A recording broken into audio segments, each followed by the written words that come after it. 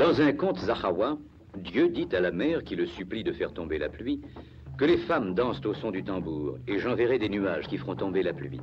Les femmes dirent « Va chercher le forgeron pour battre le tambour ». Le forgeron dit « Va chercher le bouc et qu'il vienne se faire égorger pour que de sa peau, je recouvre mon tambour ». Ce tambour du forgeron se nomme Egidi.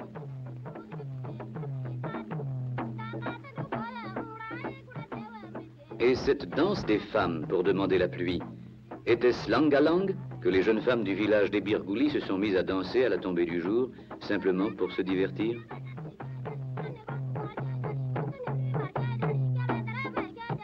La plupart portent le pagne traditionnel de cotonnade indigo. Celle-ci a sur la poitrine le wargahiris, pendentif fait d'une plaque d'argent ornée de cabochons.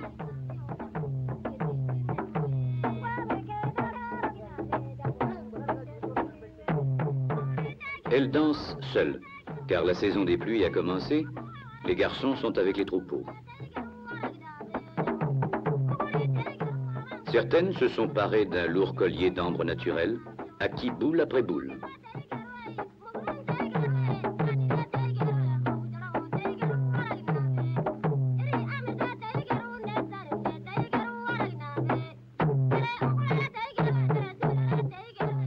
Elles dansent en cercle, tournant autour du musicien en sens inverse des aiguilles d'une montre, comme très souvent en Afrique.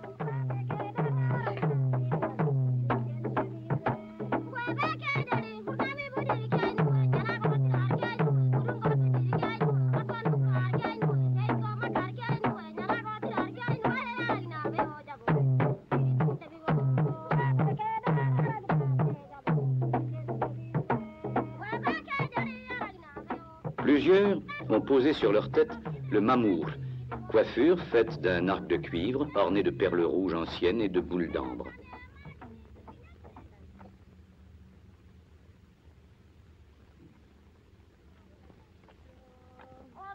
Quand le forgeron est fatigué de battre du tambour, ou quand il n'y a ni tambour ni musicien, on danse ergeiga en chantant et battant des mains.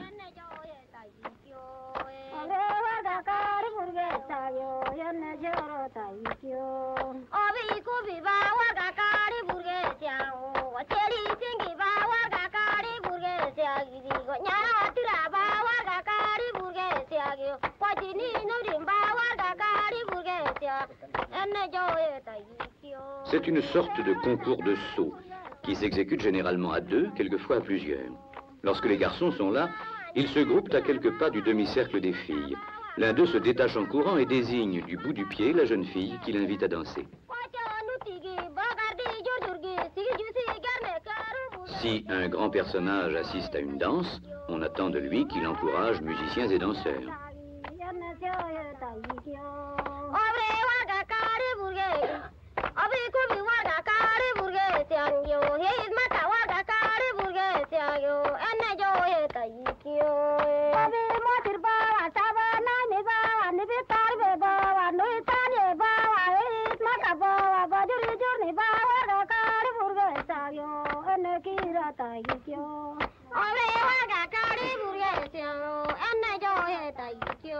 Comme Angalang, Ergeiga est une danse très ancienne. Une des chansons que nous avons entendues disait « La jeune fille qui épouse un vieillard, c'est comme si elle n'était pas née. Dieu lui donnera des ailes pour monter au ciel. »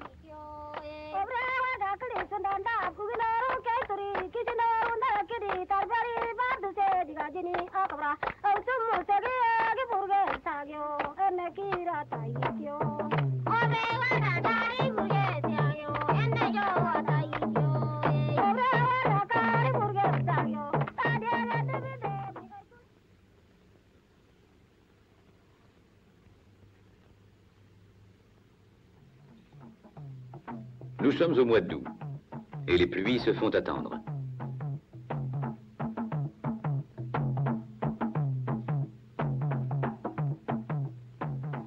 Tout est calme dans le village de Bakaouré et pourtant des forgerons Zahawa s'y sont rassemblés en nombre pour célébrer le mariage de deux de leurs enfants.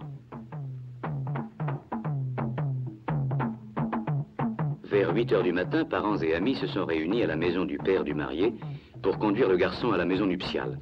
Habillé et béni par son père, il place son pied gauche dans l'étrier et par 3 fois se soulève de terre avant de monter à cheval.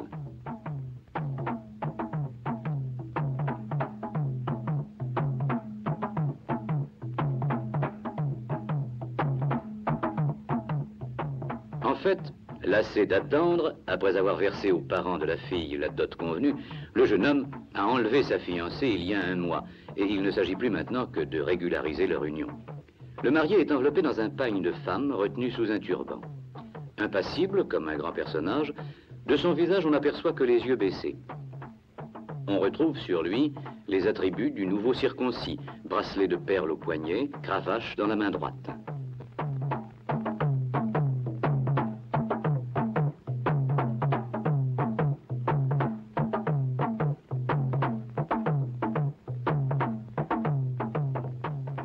Le cortège, hommes armés de sabres et de javelots, femmes brandissant des vanneries, s'échelonne le long de la montée. Un forgeron bat le tambour aiguidi.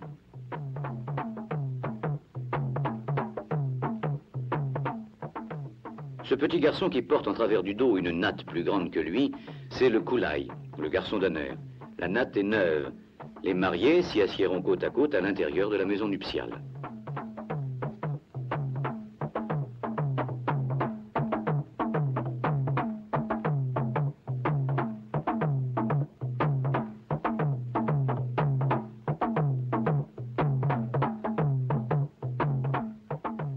Un parent tient le cheval du marié, qui a été prêté par le chef des forgerons.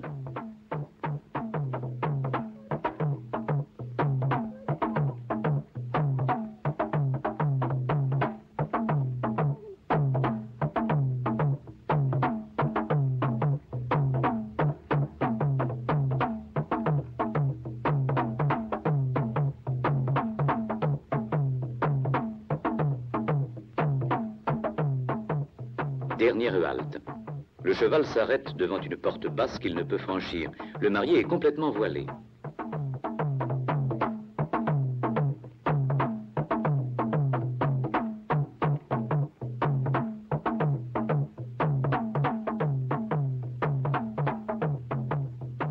Serré dans un groupe compact, il est entré dans la maison nuptiale. Assis sur la natte, le koulaï près de lui, il a déposé son turban et remis le pagne qui le couvrait aux femmes qui vont aller chercher la mariée.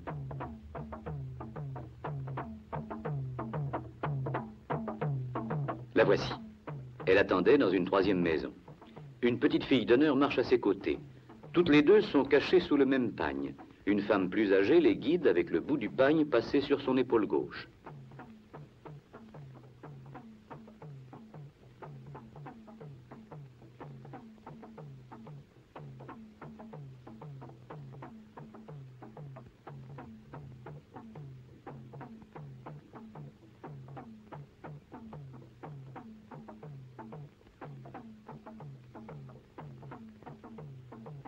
Le cortège monte lentement vers la maison nuptiale. Une femme improvise à voix basse une chanson triste.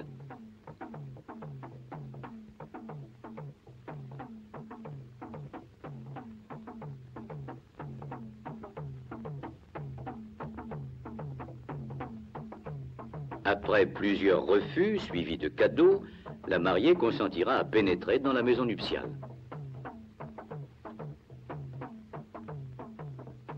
Pendant ce temps, 2 jeunes garçons se sont réunis autour d'un arbre, en contrebas. Ils s'amusent à danser dingit, la danse des nouveaux circoncis.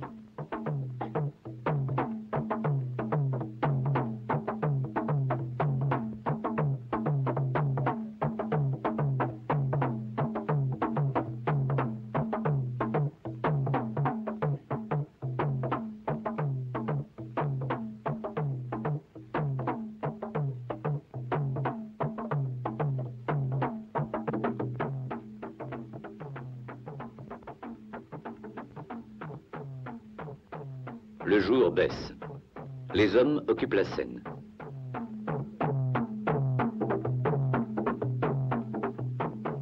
Bond, tournoiement, chute, retraite, combat singulier avec un adversaire invisible, le tout assaisonné d'excentricité burlesque. Tel est Dior, la danse des forgerons.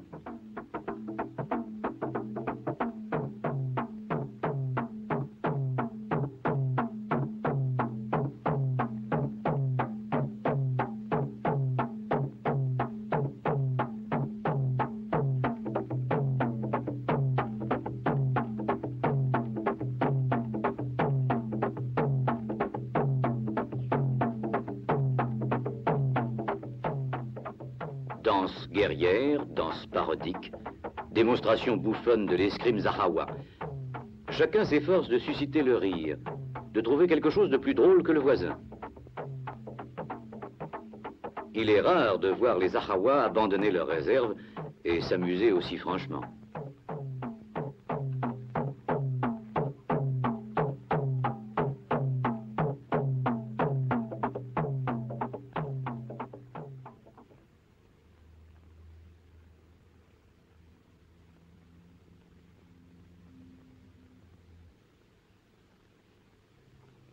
Le fils du chef du village de Nogoba vient de prendre une deuxième femme, le forgeron Ba Borboy.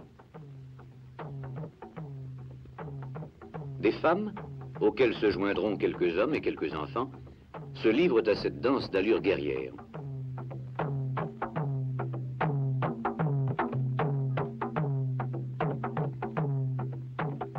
Leurs lignes turbulentes vont et viennent dans un nuage de sable.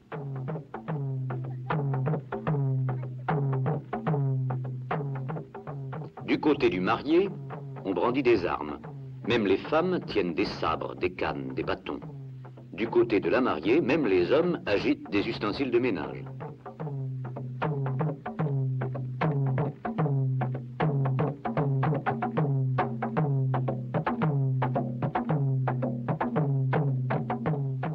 Quelques jeunes filles ou jeunes femmes ont sorti leur gongobai. C'est une crosse de bois recouverte de cuir qu'elles se sont mises à orner de coris et de perles dès qu'elles ont commencé à se préparer au mariage.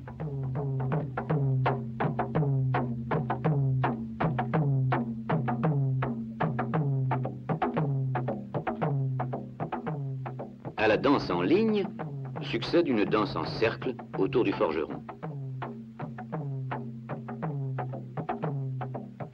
Les danseurs dessinent des 8 autour des danseuses.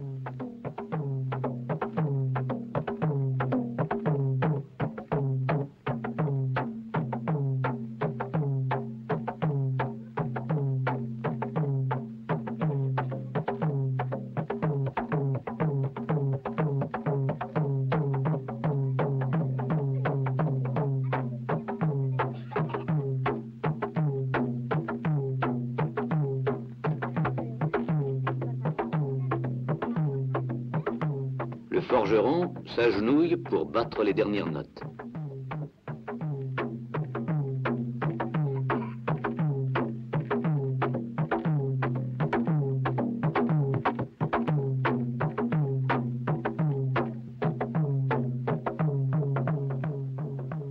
Les femmes l'acclament en brandissant au-dessus de sa tête l'objet qu'elles ont à la main.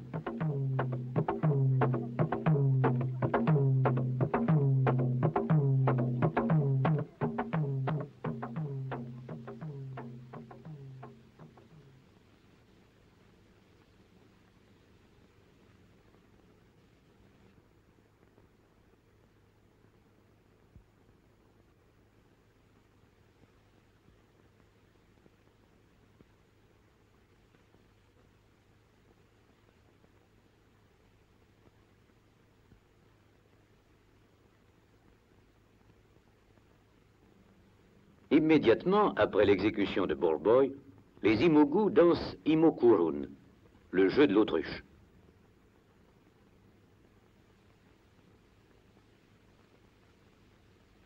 Les mâles sont représentés par les hommes, dont le costume est un contraste de couleurs qui essaie de rappeler la richesse du plumage de l'oiseau. Les femelles, plus ternes, sont représentées par des femmes couvertes de leur pagne indigo.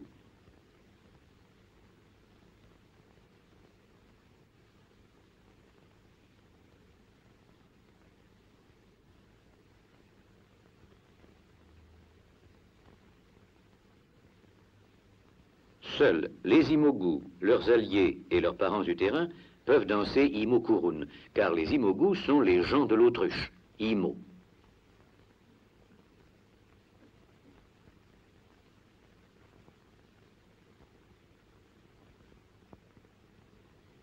Leur ancêtre, alors qu'il n'était qu'un nouveau-né, fut sauvé par une autruche. Laissé par sa mère dans un wadi, lorsque celle-ci revint le chercher, elle aperçut une autruche qui le protégeait de ses ailes déployées contre l'ardeur du soleil.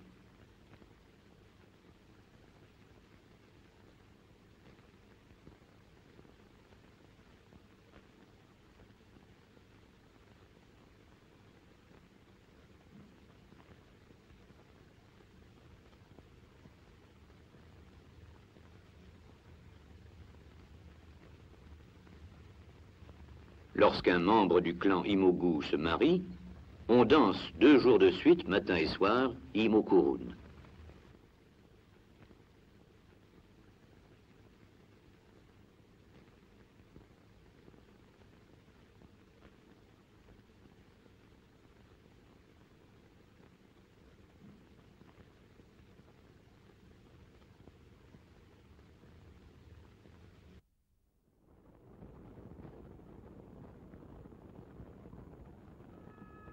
Le sultan Abderrahman, fils de Hagar, a transporté sa capitale à Hiliba en 1943.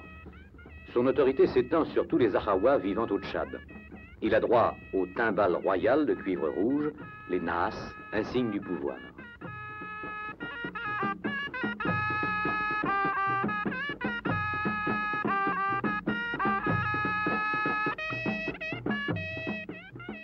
Demain, nous quittons le pays Ahawa. En l'honneur de notre départ, le sultan a fait installer quelques timbales dans la cour de son palais, où les femmes de sa famille dansent.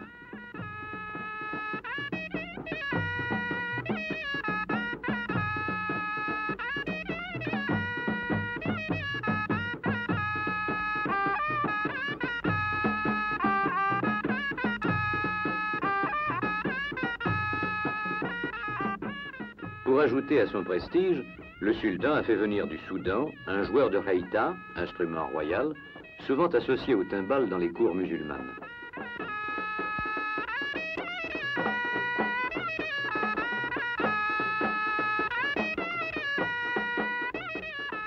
Les femmes tournent autour des timbales en sens inverse des aiguilles d'une montre.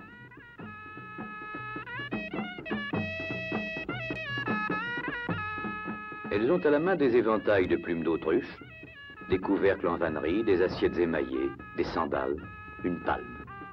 Les femmes qui dansent sont des princesses, femmes du sultan, sœurs du sultan, femmes de ses frères et aussi femmes de son père.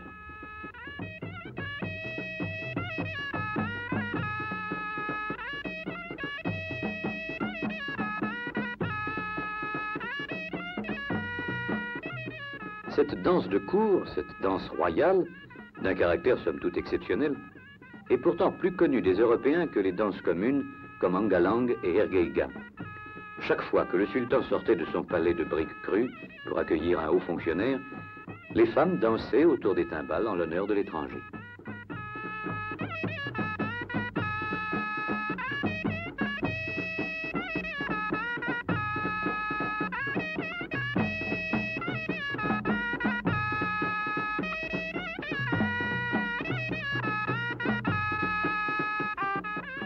Les timbales sont fixées sur un bas de chameau posé à terre. Elles sont battues par des hommes de la garde du sultan. D'ordinaire, elles sont portées sur un chameau car elles figurent toujours dans les cortèges officiels.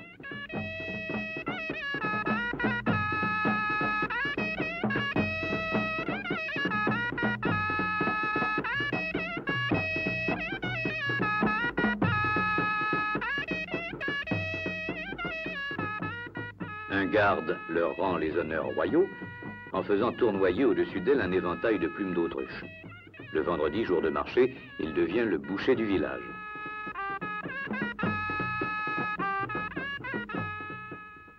Après de longues heures sous le soleil, musiciens et danseuses cèdent à la fatigue.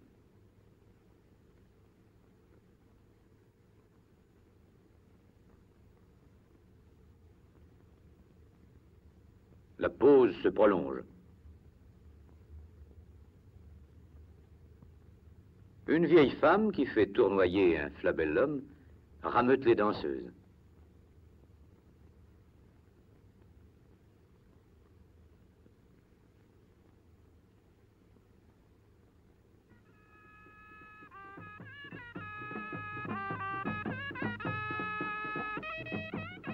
La danse repart. Elle peut se prolonger des jours entiers.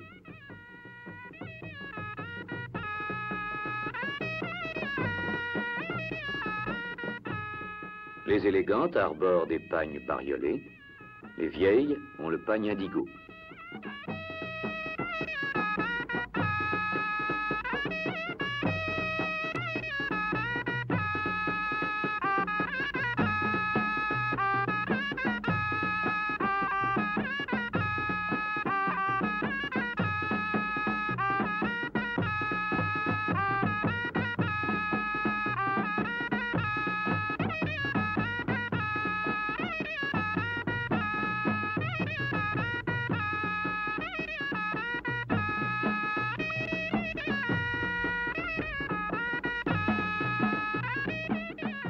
les femmes ont mis leurs plus beaux bijoux.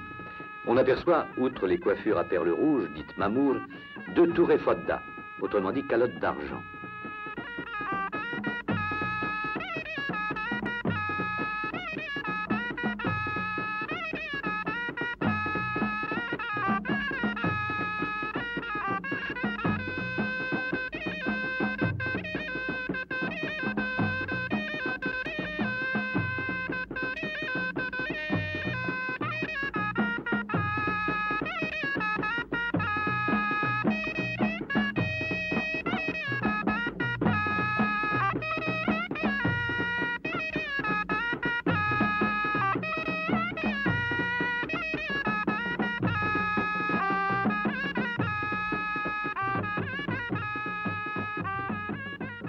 Les gens du village ont entendu la musique et sont venus s'asseoir à l'ombre du mur, de plus en plus courte.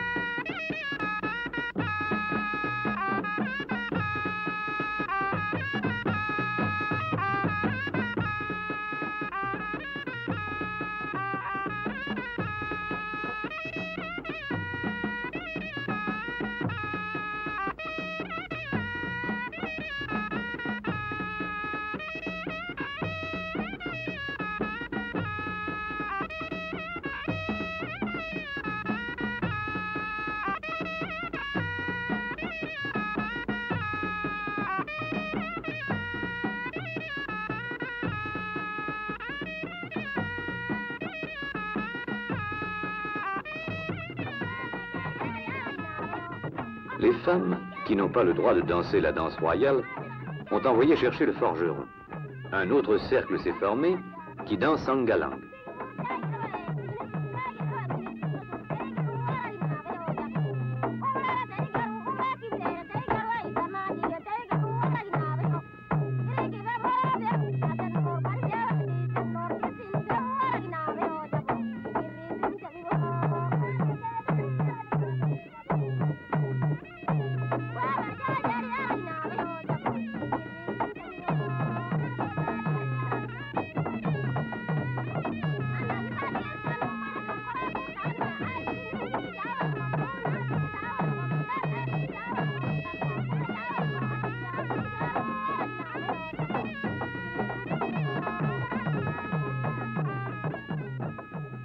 Les 2 cercles de femmes tournent côte à côte dans le même sens. Ils ne se gênent nullement.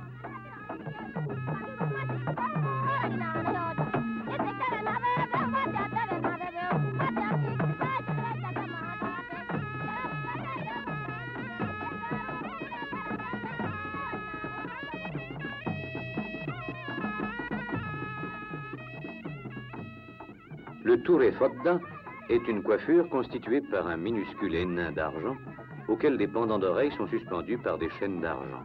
D'énormes perles d'ambre sont nouées aux tresses de la chevelure.